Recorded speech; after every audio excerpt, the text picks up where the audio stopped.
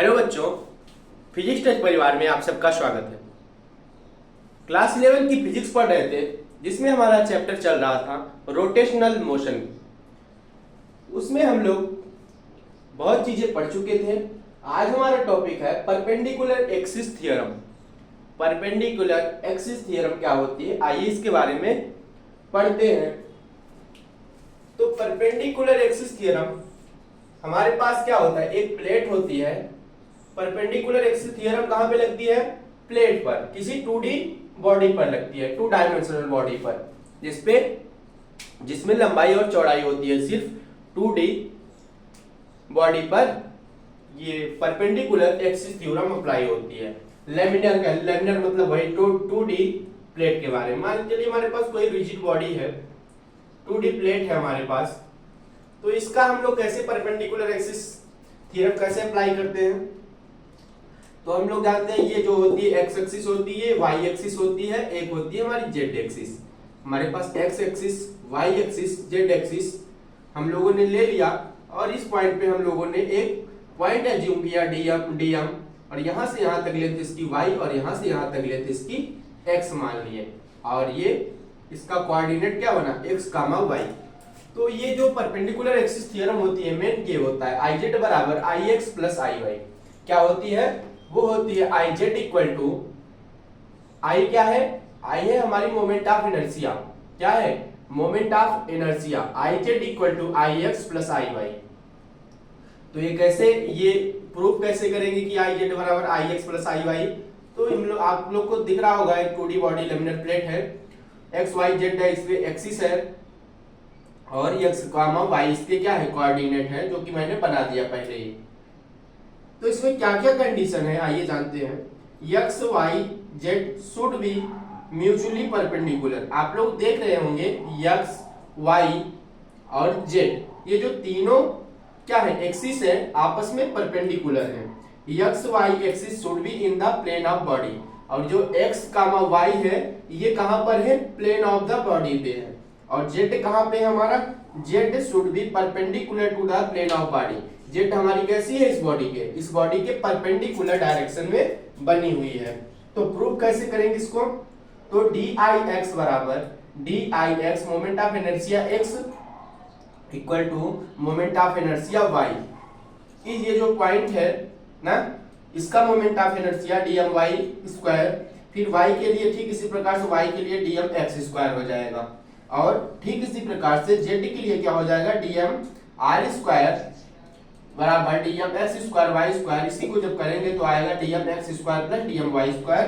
तो यहां से जब इंटीग्रेट करेंगे, integration of D I Z बराबर D I Y plus D I X, जो कि हमको मिल गया कि आई जेड बराबर I Y plus I X, यही मिला ना, आई जेड बराबर I X plus I Y. यही होती है हमारी परपेंडिकुलर एक्सिस थ्योरम। बच्चा पार्टी इसको इरेज करते हैं, अब आगे समझते हैं हम लोग। अब आगे थोड़ी बहुत बातें और पढ़ते हैं। तो आइए देखिए मोमेंट ऑफ इनर्शिया से रिलेटेड कुछ और बातें। परपेंडिकुलर एक्सिस ये समझ गए आप।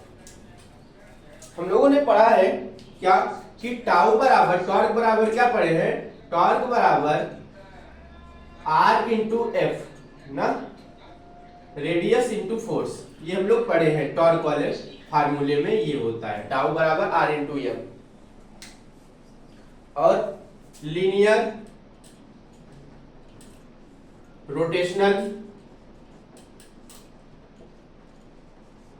लीनियर में क्या चीज होता है, लीनियर में आप लोग पढ़े थे क्या, yes V A F, yes V A F. Yes क्या है, डिस्प्लेसमेंट है। कैसी डिस्प्लेसमेंट? तो लीनियर डिस्प्लेसमेंट। इसका जगह लेता है रोटेशनल में क्या, थीटा, एंगुलर डिस्प्लेसमेंट। क्या, एंगुलर डिस्प्लेसमेंट। और वी वेलोसिटी क्या लेती है, एंगुलर वेलोसिटी की जगह रोटेशनल में। और ये हमारा एक्सीलरेशन बन जाता है एंगुलर एक्सीलरेशन। फोर्स की जगह ले लेता है हमारा टॉर्क, टाउ ना। लीनियर में ये होता है displacement, velocity, acceleration, force. Rotational में यही डिस्प्लेसमेंट का एनालॉगी बन जाता है क्या, एंगुलर डिस्प्लेसमेंट। और वेलोसिटी का रोटेशनल में एनालॉगी क्या बनता है बच्चा, वो बनता है ओमेगा यानी कि एंगुलर वेलोसिटी, और ये क्या है एक्सीलरेशन। जो हमारा रोटेशनल में इसका एनालॉगी बनता है वो बनता है एंगुलर एक्सीलरेशन। फोर्स का एनालॉगी क्या बनता है रोटेशनल में, वो बनता है टाउ यानी कि टॉर्क ना। समझ में आया? ठीक, तो समझिए हम लोग पढ़े हैं F बराबर ma, क्या पढ़े हैं F equal to m into A, और टाउ बराबर पढ़े हैं R into F, R into F. तो आइए समझते हैं कि मान लीजिए हमारे पास कोई रिजिड बॉडी है, कोई रिजिड बॉडी है जो कि पाइवोटेड है। पाइवोटेड मतलब इस स्थान पर फिक्स है, यहीं से घूमेगी ये। पाइवोटेड कर दिए, और पाइवोटेड करने के बाद एक पॉइंट हम लोगों ने यहां मान लिया, एक पॉइंट यहां, ये m1 मान लिया पॉइंट, ये m2 पॉइंट मान लिया, यहां से यहां तक दूरी, यहां से यहां तक दूरी ना, ये मान लिए r1 है इसकी दूरी, और ये r2 है। ठीक, और ये इस तरफ एक्सीलरेट कर रही है, मान चलिए 80 डायरेक्शन में, और m2 और इसकी डायरेक्शन ये हो गई। अगर यहां पर देखिएगा, ये क्या है हमारी एक रिजिड बॉडी है, क्या है रिजिड बॉडी, रिजिड बॉडी, और इस पे एक फोर्स लग रही है हमारी F ना, फोर्स लग रही है नीचे से। तो हम लोग यहां से निकाल सकते हैं कि टाउ टू बराबर हम लोग पढ़े R इंटू एफ, टाउ बराबर होता है ना, तो m2r2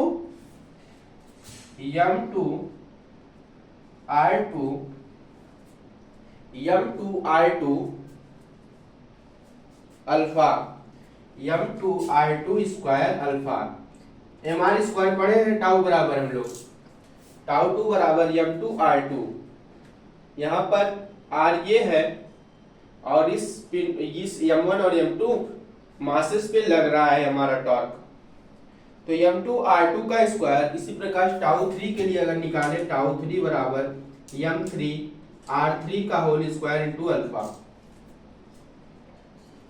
अगर हम लोग टाउ नेट निकालेंगे इस पर, टाउ नेट बराबर क्या आ जाएगा, ये m2r2 का स्क्वायर प्लस m3r3 का स्क्वायर, m1 पहले तो m1 r1 का स्क्वायर निकलेगा, m1 r1 का स्क्वायर, और क्या अल्फा भी है, प्लस m2 r2 का square alpha plus m3 r3 का स्क्वायर अल्फा, प्लस सोआन जितना भी रहेगा वो। तो यहाँ पर हमारे पास अल्फा कॉमन है, सब में अल्फा आपको देखने को मिलेगा। तो टाउ नेट बराबर यहां से हो जाएगा हमारा, टाउ नेट बराबर क्या, अल्फा बाहर ले लेंगे, और ये सब वही हो जाएगा, m1 r1 square, m1 r1 square, m2 r2 का स्क्वायर, m3 r3 का स्क्वायर, प्लस सोआन जितना रहेगा वो ना। तो ये जो m1 r1 ना, m1 r1 क्या होता है, m1 r1 होता है हमारा I इनर्शिया, ये होती है मोमेंट ऑफ इनर्शिया। I बराबर mr स्क्वायर पढ़े हैं, मोमेंट ऑफ इनर्शिया का फार्मूला क्या होता है, I बराबर mr स्क्वायर, ये होती है मोमेंट ऑफ इनर्शिया। तो mr स्क्वायर मिल रहा है, तो यहां से टाउ नेट बराबर हमको मिल जाएगा अल्फा, और ये I, और इसी प्रकार इसको बना सकते हैं क्या, I इंटू अल्फा। तो ये फार्मूला हमको मिल जाएगा। ठीक, और थोड़ी सी बात यहां पर देखिए, इसको इरेज करते हैं और समझते हैं और चीज। ये तो मोमेंट ऑफ इनर्शिया की बात हो गई। अब फोर्स से रिलेटेड बात करते हैं, टॉर्क, फोर्स और टॉर्क से। देखिए तो और क्या पढ़े हम लोग, F बराबर ma, फोर्स बराबर मास इंटू एक्सीलरेशन। तो टाउ बराबर क्या पढ़े हो, टाउ बराबर पढ़े हो r1 into F, r into F, tau बराबर आर एफ पढ़े हैं हम लोग। तो टाउ, अगर टाउ वन निकालने को कह दिया जाए, कैसे निकालेंगे? टाउ वन बराबर R1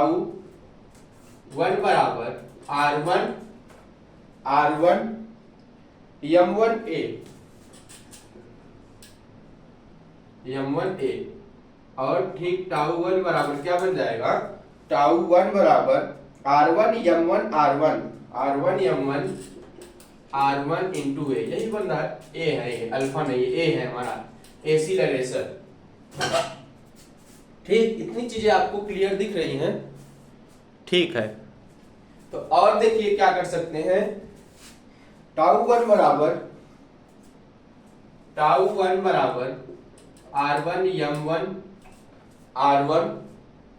M1 स्क्वायर, M1 का होल स्क्वायर इंटू ए। टाउ बराबर यही होगा। अब यहां से हो जाएगा ये अल्फा, ये चीज। ठीक, अब थोड़ी बात जानिए काइनेटिक एनर्जी के बारे में। Kinetic energy of rotating body, kinetic energy of rotating body,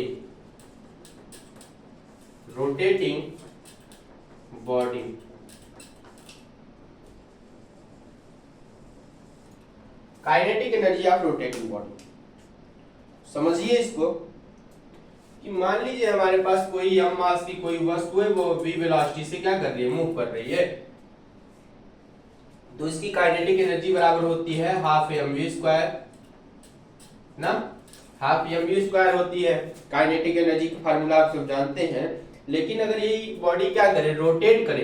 ये तो सिंपल से सिर्फ मोशन कर रही है, लेकिन जब ये फिक्स करके ये रोटेट करने, रोटेशनल मोशन में आ जाएगी, तब क्या होगी काइनेटिक एनर्जी? तो हम लोग पढ़े हैं कि हाफ तो रहेगा, मास का जगह ले लेता है मोमेंट ऑफ इनर्शिया, और वेलोसिटी की जगह कौन लेता है? Angular velocity. तो यहां से रोटेटिंग बॉडी की काइनेटिक एनर्जी ये बन जाएगी हाफ आई ओमेगा स्क्वायर। तो इसको प्रूव करते हैं। प्रूफ देखिए कि kinetic energy of rotating body half I omega कैसे आई। तो मान लीजिए हमारे पास कोई क्या है? एक क्या है? रिजिड बॉडी है जो कि पाइवोटेड है किसी एक पॉइंट से। तो एक पॉइंट यहां पर हमारे पास यम है ना, एक यम पॉइंट है थोड़ी सी दूरी पर, M1 एक है और एक क्या है हमारे पास? M2 है। यहां से यहां तक, ये यहां से यहां तक। तो ये कैसे रोटेट करेगी इसको जानते हैं। तो माना हम लोगों ने थोड़ी सी जब मूव करेगी, तो थोड़ा सा मूव करेगा तो यहाँ पर आएगा जो कि स्ट्रेट लाइन बनेगा, स्ट्रेट लाइन बनेगा, ये थीटा एंगल बन जाएगा ना। और ये इस साइड ऐसे क्या करेगी? ओमेगा स्पीड से घूमेगी।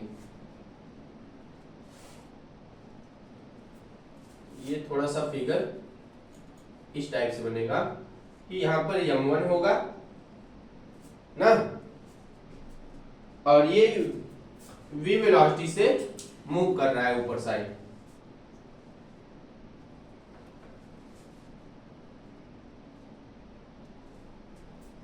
ये ओमेगा से स्पीड से घूम रहा है। ये R1 है, ये R2 है। इसकी लेंथ क्या है? R1 और R2 है। तो देखिएगा कैसे काइनेटिक एनर्जी निकलेगी। काइनेटिक एनर्जी M1 बराबर, काइनेटिक एनर्जी ये M1 है, काइनेटिक एनर्जी बड़ा लिखते हैं थोड़ा, काइनेटिक एनर्जी M1 बराबर हाफ, हाफ क्या होता है? mv square. तो half M1v1 square, M1v1 square. और काइनेटिक एनर्जी इसकी बात करें तो ये v2 से x चल रहा है, तो v2 के लिए क्या हो जाएगा? काइनेटिक एनर्जी M2 बराबर हाफ M2v2 स्क्वायर ना। ठीक इसी प्रकार से अगर बहुत सारी है तो काइनेटिक एनर्जी N बराबर हाफ M N का होल स्क्वायर। इस प्रकार से N पार्टिकल की बन जाएगा। अगर काइनेटिक एनर्जी टोटल की बात करें तो क्या बनेगी? टोटल काइनेटिक एनर्जी क्या बन जाएगी? वो बनेगी half M1v1 square plus half M2v2 square plus जितना भी रहेगा वो प्लस MnVn स्क्वायर ना। तो इसमें से ये क्या बन जाएगा, हाफ कॉमन है तो हाफ को कॉमन ले लेंगे, हाफ और हाफ कॉमन है सब में,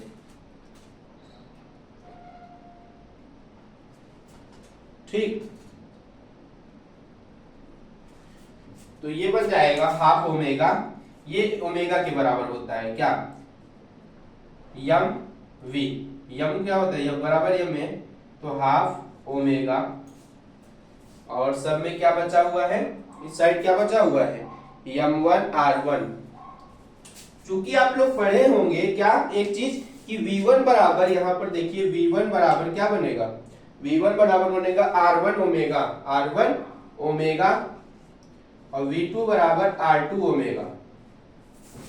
ये देखिए ये ओमेगा स्पीड से घूम रही है तो r1 ओमेगा और ये r2 ओमेगा, तो वो जो v1 की जगह पे हम लोग r1 ओमेगा रख देंगे, जहां पे m1 v1 है वहां पे क्या मिल जाएगा हमको सब जगह, वो v1 जहां पे है, v2 जहां पे है, v3 जहां पर है, उसके स्थान पे हमको मिल जाएगा r1 omega, r2 omega, r3 omega, इसी प्रकार से rn ओमेगा, ये चीज मिलेगा। तो ओमेगा वहां से कॉमन ले लेंगे तो बन जाएगा ये m1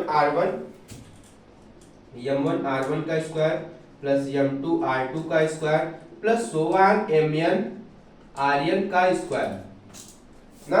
तो यहां से काइनेटिक एनर्जी टोटल हमारी निकल के आ जाएगी, काइनेटिक एनर्जी बराबर हो जाएगा यहां से total net half I omega square, half I omega square, जो कि हम लोग जानते हैं ये जो क्या है, ये आई बराबर एम आर स्क्वायर पढ़े हैं, मोमेंट ऑफ इनर्शिया, ये क्या है, ये टोटल बराबर होता है, हम लोग पढ़े हैं कि आई बराबर एम आर स्क्वायर ना।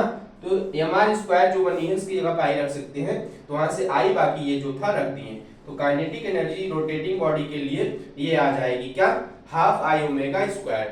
तो मिला कि नहीं, ये चीज प्रूफ हो गया, ठीक।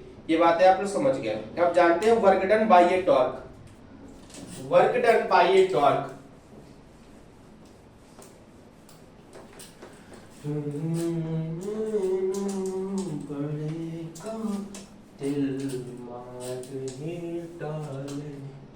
अब देखिए work done by A torque, work done by A torque,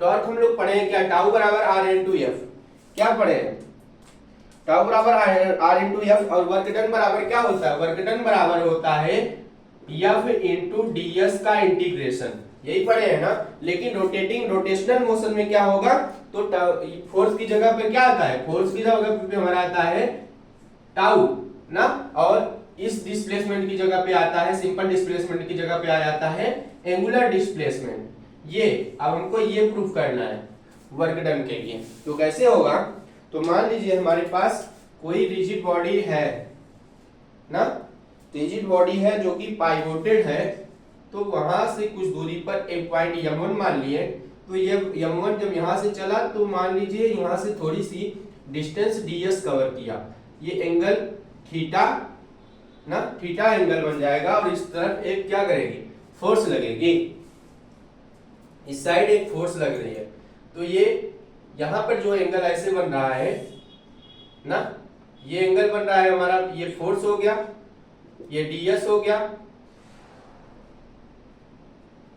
और ये पाइवोटेड किया गया है, जो ये अल्फा एंगल, ये थीटा एंगल, और ये डिस्टेंस r। तो क्या चीज होगा देखिएगा कि dw बराबर यहां से होगा, dw बराबर, ये w है ओमेगा नहीं है, fs cos थीटा, हम लोग पढ़े हैं fs cos theta, work done निकालने का फार्मूला।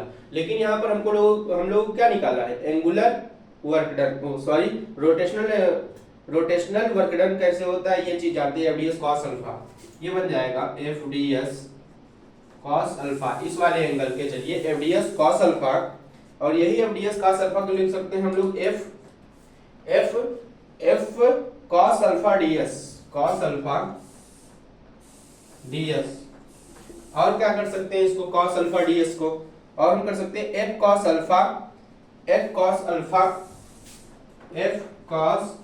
अल्फा आर थीटा, इतना भी लिख सकते हैं।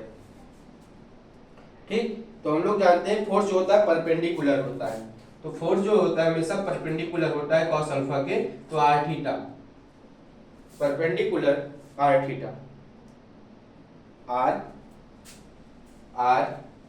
थीटा, ये डी थीटा था ना, डी एस का क्या आ जाएगा, डी